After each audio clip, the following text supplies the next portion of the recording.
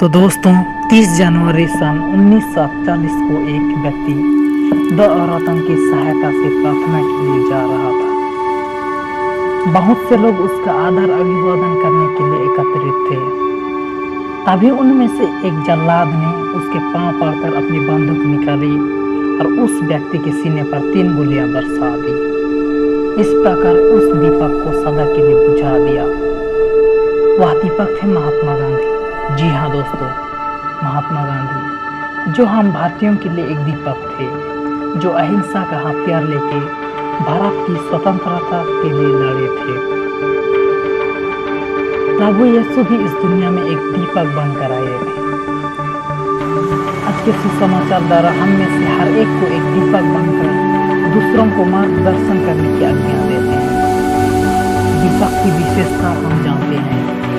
दीपक की विशेषता है स्वयं जलकर दूसरों को प्रकाश देना। जी हाँ दोस्तों, दूसरों को प्रकाश देने के लिए खुद को जलाना पड़ता है, तभी वह अंधकार को दूर कर सकता है।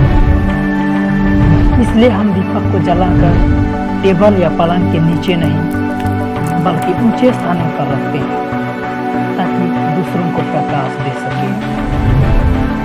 एक बार धरती को प्रकाश में रखने वाला सूरज अपना दिन का काम पूरा करते वक्त पूछा, अभी मेरा काम कौन करेगा? कौन मेरा काम जारी रख सकता है? तब तारों ने उत्तर दिया, हम करेंगे। जो कुछ हम कर सकते हैं वह हम करेंगे। तो दोस्तों, क्या हम ख्रिस्तिया होने के नाते इन तारों के समान कहने को तैयार हैं कि दूसरों को प्रकाश देने के लिए अपनी तरफ से जो कुछ कर सकते हैं उसे हम करेंगे? आज के पाठों में हमें एक दूसरे के साथ रहने तथा एक दूसरे को प्रोत्साहित करने के लिए कहा गया है। हम जानते हैं कि एक तारा की रोशनी बहुत कम है, पर अनेक तारों एक साथ मिल जाए तो पूरे धरती को प्रकाश दे सकते हैं। दोस्तों, वास्तव में प्रभु यीशु ने हमें इसी काम के लिए चुना है, इसी काम के लिए हमें बुलाया है। अपना काम जारी रखने के लिए उसने हम सबों को अपना अनुयायी बनाया है। दोस्तों, हम देखते हैं सुसमाचार में यीशु सीमोन और अंद्रयास को बुलाते हैं और वे दोनों बिना कुछ सोचे समझे अपना सब कुछ छोड़कर यीशु के पीछे हो लेते हैं। ठीक उसी तरह हम सबों को भी अपने परिवार घर छोड़कर यीशु के काम को जारी रखने के लिए कहा गया है। आज के पाठों में हमें एक एक दीपक बनने तथा दूसरों को राह दिखाने के लिए कहा गया है।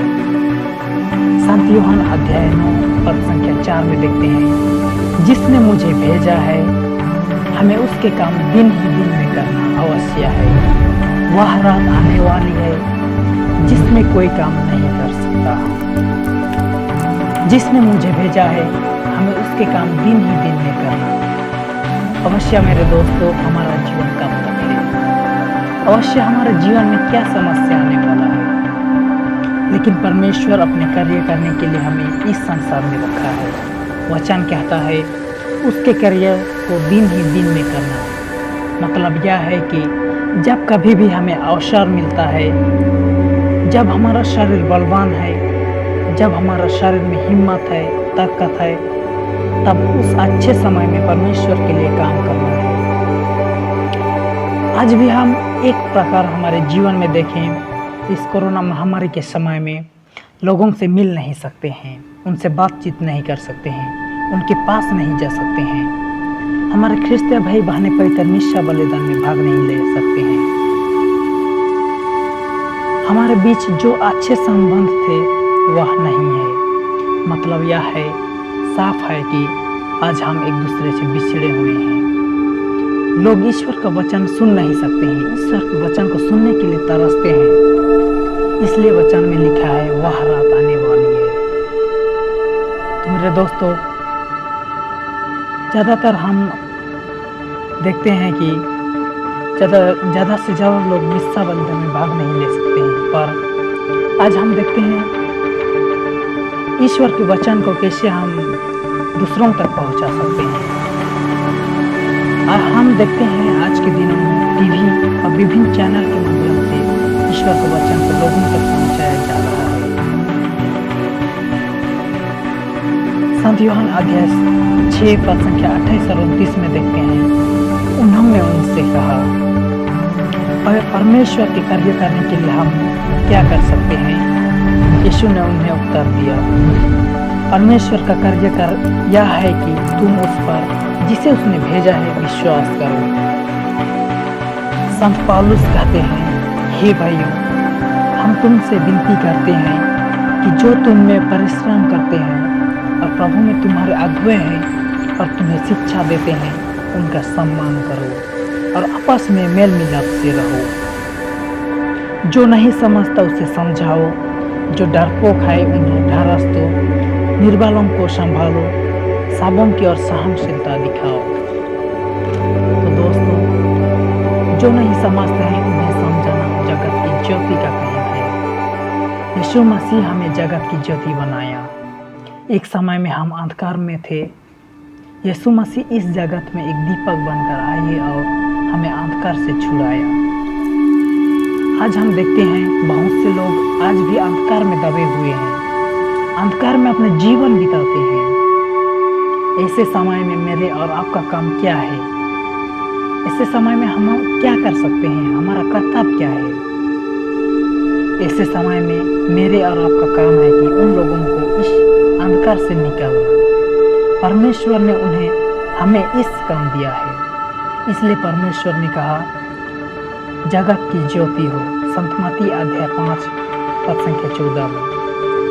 इसलिए नहीं कहा कि हम कोई कैंडल या मोमबत्ती है या कोई टॉर्च लाइट है, बल्कि इसलिए कहा कि हम अंधकार में हम उजियाला ला सकते हैं। तो दोस्तों, हम अपने जीवन के द्वारा, अपने कर्तव्यों के द्वारा प्रभु मसीह के प्रेम को दिखा सकते हैं और इस काम के लिए हमें प्रभु मसीह में बने रहने की आवश्यकता है। तो दोस्तों, परमेश्वर में हम कैसे बने रह सकते हैं? परमेश्वर में वही व्यक्ति बने रह सकता है जिसका विश्वास मजबूत है। तो दोस्तों, क्या हम अपने विश्वास में दृढ़ हैं, मजबूत हैं, परमेश्वर के वचन को लोगों तक पहुंचा सकेंगे? क्या हम एक एक दीपक बनकर दूसरों को राह दिखाने के लिए तैयार हैं? तो चलिए हम प्रभु परमेश्वर से यही प्रार्थना करें कि हम एक एक दीपक बनकर दूसरों को राह दिखा सकें।